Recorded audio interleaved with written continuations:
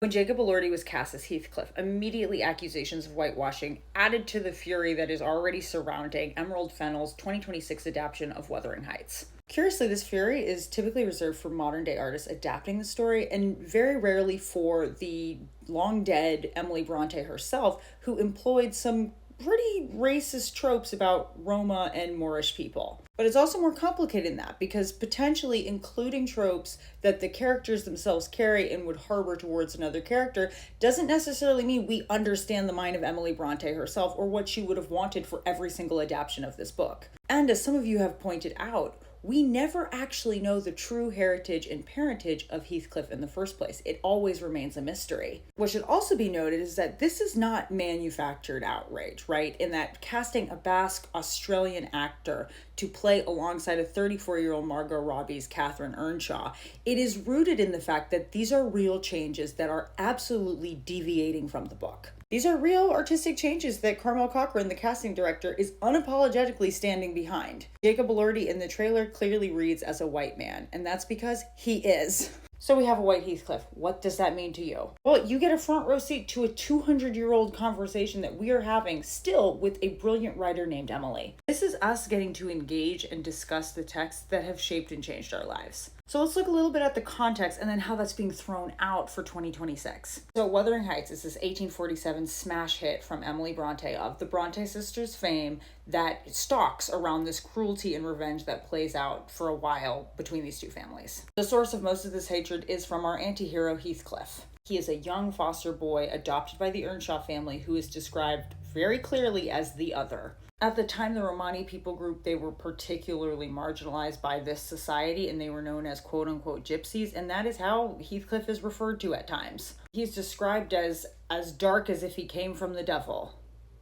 But he's adopted by Mr. Earnshaw, and he is beloved by him, though not by everybody. Catherine and Heathcliff, they're close emotionally when they're young, and then they are close by proximity later. Politics and land. Another major departure that we see here is that they are in their young 20s for the rest of the drama of the book. That is not the case with the people who were cast. Heathcliff has this obsession with Catherine. Catherine has this kind of obsession back with Heathcliff, and they are at odds. They hate each other for their choices and the way they have grown up and away from each other. Kriti Rana raises this very good point that Emily Bronte ties in Heathcliff's dark actions, his mindset towards Catherine, and his cruelty to his dark physicality. Emily Bronte's mind created this dark, wild, vivid world through very powerful imagery. None of it was accidental. And part of the imagery that makes this drama so scandalous and wild to Victorian readers is Heathcliff's own unknown parentage. It's that darkness, which of course to us, we might think is a very specific kind of brownness or darkness. But as others have pointed out over the years,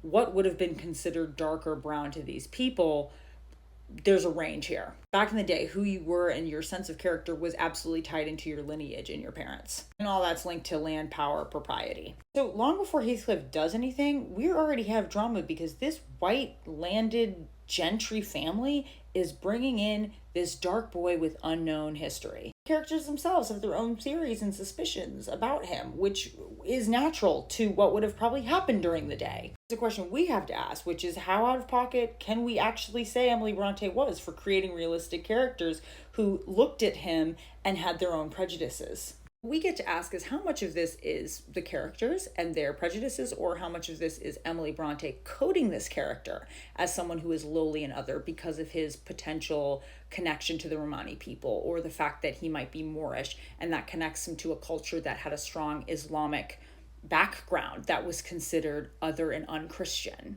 Heathcliff's dark and unchristian-like ways are connected to his dark physicality, unquestionably. Emily Bronte is using some of the cultural memory and the social imagery that her audiences would have automatically read into Heathcliff's character and body. While the Bronte sisters were absolutely critics and very aware and had expansive ideas of their society, they still were members of it.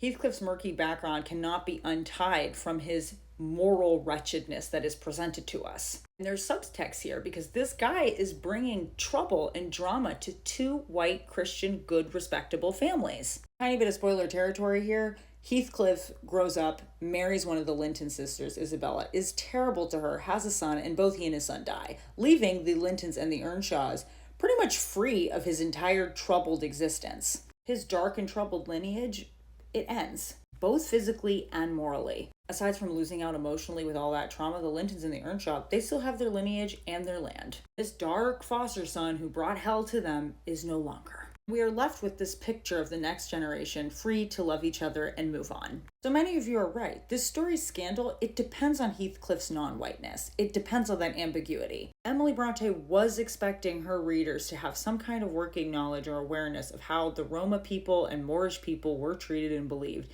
and to transpose some of that onto her character, Heathcliff, even though she never gave them a clear answer as to where he came from. It's not hard to look at some of those fears that the characters might have had, or the way that they looked upon Heathcliff due to his potential association with other people, and say that was pretty racist of them. There is a strain of exoticism in this book that comes from an unexamined form of white superiority. Can I fit the history of the complicated race and societal norms of the time that would have influenced this book into this video? No, I cannot. Can I know the exact mind of Emily Bronte and cast perfect aspirations onto what she thought of in terms of race and gender and class?